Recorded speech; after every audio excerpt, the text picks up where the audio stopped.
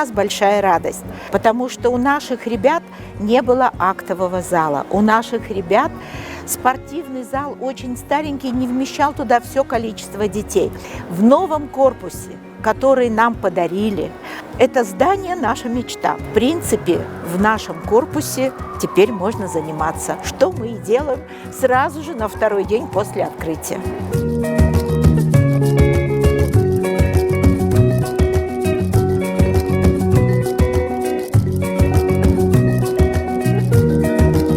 Здание 2040 квадратных метров, 4 этажа вместе с подвалом. Как заказчик управлением капитального строительства мэрии города Бишкек были осуществлены технический надзор, и договор был заключен авторским надзором, и дополнительно был проведен надзор по госэкотехинспекции. Каждые этапы строительства были контролированы. Бұл объекті май айында баштағанбыз. Май айында келіп, мына жерде ескі экетажды зданияны бұзып, андан кейін жаңы зданияның котлованын баштап, ушул жұмыштарды аткардык.